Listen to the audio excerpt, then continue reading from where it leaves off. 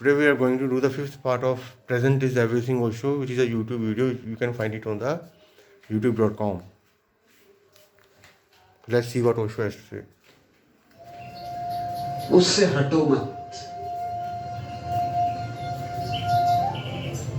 संत कहते हैं सुरती, सूफी कहते हैं जिक्र,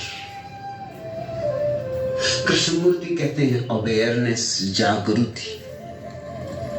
महावीर ने कहा है विवेक, बोध। तो ओशो यहाँ कह रहे हैं जो परम अवस्था होती है ना हमारी समाधि की, तो उसको अलग अलग नामों से बुलाया गया, डिफरेंट डिफरेंट गॉड से।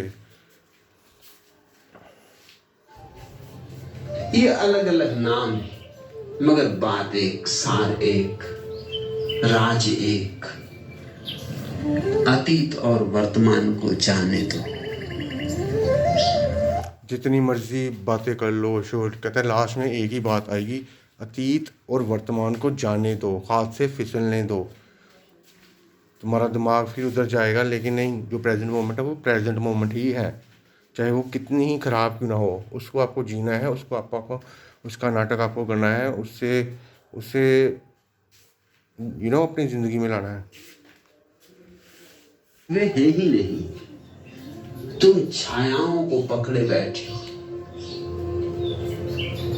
और छायाओं के कारण तुम माया में पड़े हो। छाया यानी माया, और दोनों छायाओं के बीच में सत्य मौजूद है। सत्य का द्वार खुला है, प्रभु मंदिर का द्वार वर्तमान में खुला है। वर्तमान में जिस दिन आ जाओ, आने की प्रक्रिया का नाम ध्यान। आ गए, ठहर गए, उस अवस्था का नाम संन्यास। जब आप ध्यान करना शुरू करते हो तो आपको डिफ़िकल्टी होती है, कई जाने तो 1-1.5 महीने में गिव अप कर देते हैं, ठीक है। तो जब आप ध्यान करना शुरू करते हो ना, तो फिर आपकी ज़िंदगी में ध्यान उतरता है, और जब ध्यान पूरा शिखर पर हो जाता है तो वो बंदा सन्यासी कहलाता है। फिर तुम संसार में ऐसे रह सकोगे जैसे जल में कमल।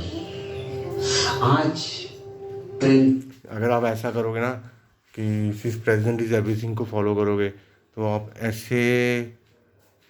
ऐसे रहोगे जैसे लोटस फ्लावर गंदगी में नहीं खिलता। आपके इधर उधर गंदगी होगी, लेकिन आपको कोई फर्क नहीं पड़ेगा। तो निश्चित असंभव सा लगता है, क्योंकि आज तो तुम्हें पता ही नहीं कि वर्तमान होता भी। उन दो ने, अतीत और भविष्य ने, तुम्हारी सारी चेतना को घेर लिया है। तुम्हारी जो कॉन्शियसनेस है, सारी कॉन्शियसनेस पास्ट और प्रेजेंट और फ्यूचर के बारे में है। क्योंकि प्रेजेंट में कोई एंजाइटी कॉन्शियसनेस एग्जाइटी तो होती है, लेकिन अगर आप प्रेजेंट में रहोगे तो खुश रहोगे। आप हर चीज़ का ज़्यादा मज़ा ले सकोगे। रोटी खा रहे हो, अगर उसको आप ध्यानपूर्वक खाओगे, तो आपको और स्वादिष्ट भी लगेगी, और आप ज़्यादा भी नहीं खाएंगे। तो ओशो यही कह रहे हैं कि जो भी करना है ना, जो भी करना है वो ध्यानपूर्वक करना है। ध्यानपूर्वक, बस ये नहीं है कि आप खाना खा रहे हो तो आपका ध्यान कहीं और चला गया, फ्रेंड के हाउस में चला गया। बस अपना दिमाग, अपनी बॉडी, माइंड, सोल एक ही जगह पे रखनी है, और देखते हैं आगे ओशो क्या कहते हैं। धीरे धीरे वर्तमान के लिए तलाशो, खोजो। जो आज असंभव सा है, कल धीरे धीरे संभव हो जाएगा। एक दिन संभव हो जाएगा।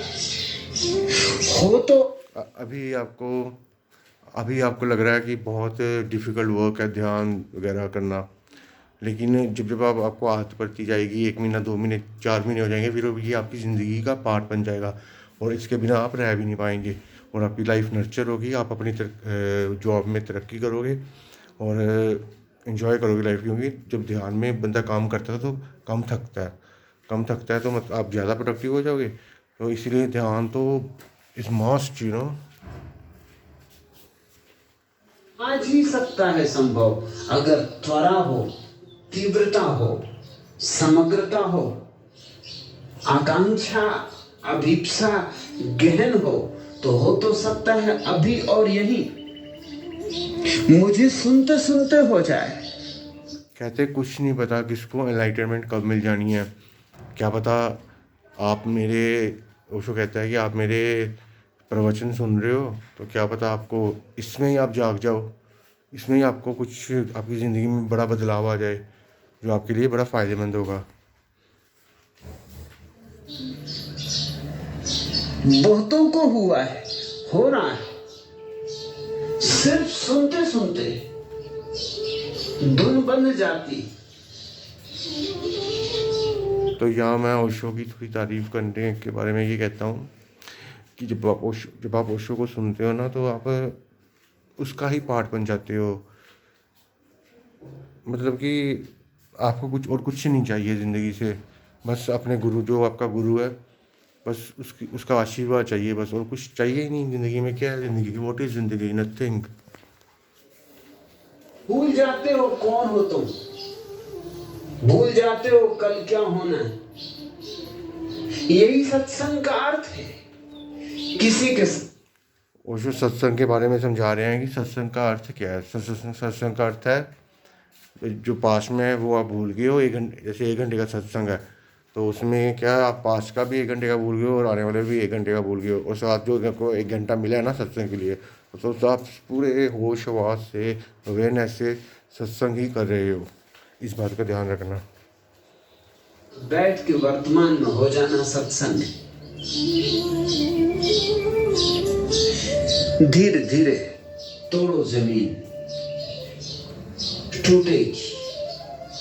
जलधार को गिरते देखा है चट्टानों पर, चट्टानें बड़ी मजबूत मालूम पड़ती।